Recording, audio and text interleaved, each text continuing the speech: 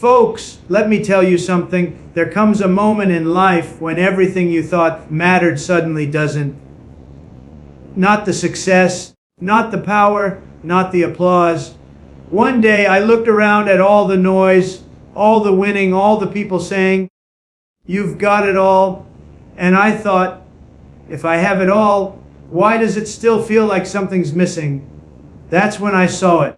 Not with my eyes, but deep inside, a vision of light, of truth, of love, stronger than anything I'd ever built. It wasn't a dream, it wasn't a voice, it was a presence. The kind of power that doesn't come from money, politics, or fame, but from heaven itself. And it said, "Follow me." I didn't understand it at first. I thought maybe it was just inspiration, maybe just another motivational spark, but no, this was different. This was pure. This was Jesus Christ calling me to something higher, something real. I realized that true greatness doesn't come from being served, it comes from serving.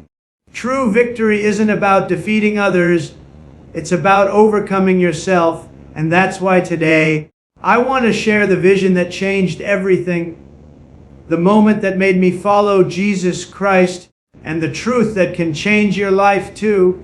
I used to believe that victory was everything. The deals, the headlines, the applause. That's what I thought made a person great. People would come up to me, shake my hand, tell me I was winning like nobody else. And I'll admit it, I loved it. I loved the energy, the competition, the feeling that I was always one step ahead. But somewhere along the line, in all that winning, there was this silence inside, a kind of emptiness that no success could fill. You can have the biggest buildings, the brightest lights, and the loudest cheers, but when the lights go off and the noise fades, you start to realize how small all of it really is compared to what's eternal. I began to see that people were chasing trophies that don't last, building kingdoms that crumble, and I was right there with them. I started to ask myself, what's the point of having it all if it doesn't bring peace? What's the meaning of victory if it doesn't touch the soul? I had built a life on strength, on power, on being unbeatable, but deep down I knew something was missing. The world teaches you that success is about control, about taking more, about being first. But that's not true success. True success is about purpose, and I didn't have it yet. I could buy anything, I could go anywhere, but I couldn't buy peace, I couldn't buy joy. And that's when it hit me. All the victories I thought mattered were temporary. They faded, just like the headlines. I looked around and realized that no matter how much you gain, there's always something greater you can't touch with your hands, only with your heart.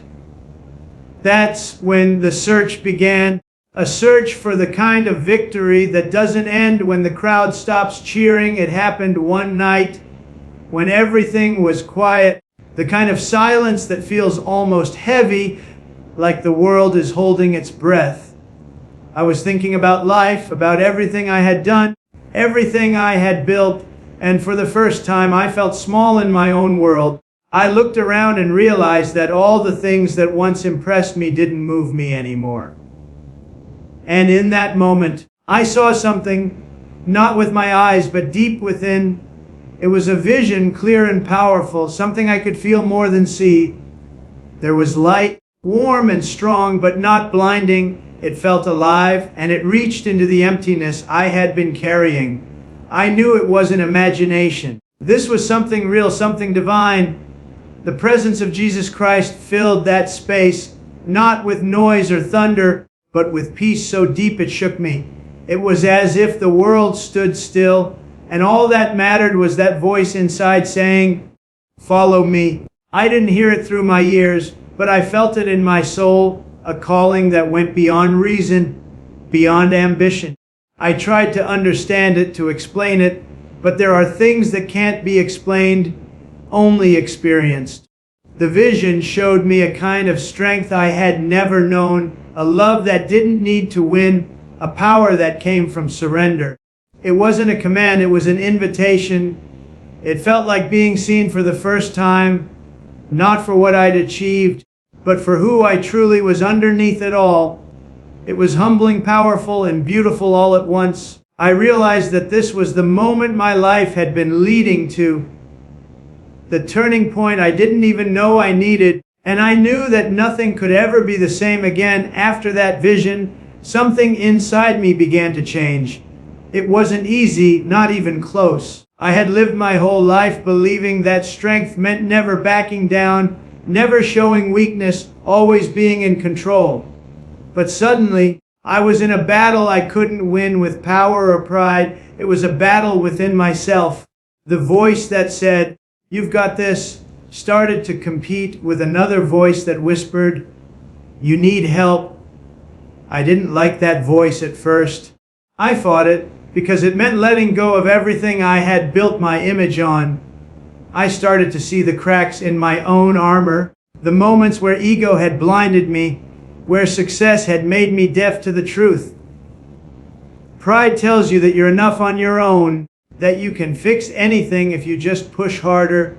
But the more I pushed, the emptier it felt. I began to see that real strength isn't about dominating others, it's about conquering the chaos inside. I would look in the mirror and ask myself if I even liked the person staring back. I had everything people dream of, yet I felt incomplete because I was trying to fill a spiritual void with material victories. The hardest part was admitting that I wasn't the one in control, that I never really was.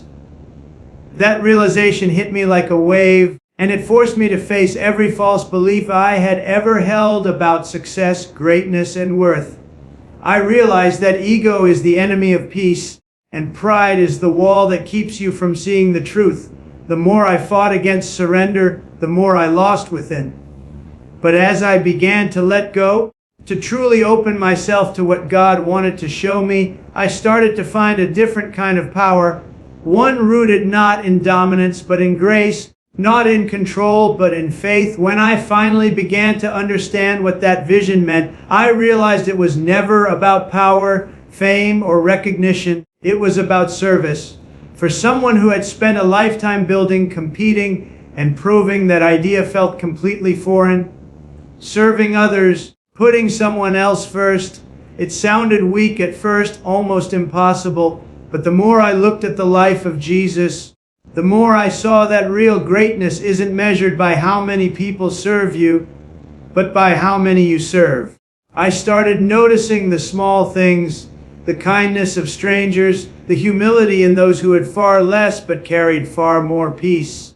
And I thought, maybe strength isn't about standing on top, maybe it's about lifting others up. That was a hard truth for me. I was used to leading with confidence, not compassion, but the call to serve kept echoing in my heart, louder than the applause, stronger than ambition. I began to see people differently, not as competitors, not as critics, but as souls, each one valuable, each one loved by the same God who was patient with me. I started to understand that every moment, every interaction was a chance to reflect something greater than myself. The world teaches that humility is weakness, but I found out it's the exact opposite. It takes courage to serve when you could dominate, to forgive when you could fight, to love when it's easier to walk away. That's where real power lies. It's not in wealth or position, it's in obedience to a higher calling. The more I served, the freer I felt. I wasn't chasing approval anymore, I was living with purpose. And that purpose filled the space success never could, showing me that the strongest leaders are the ones who kneel before they rise. The vision didn't just change how I saw my past, it reshaped how I saw the future.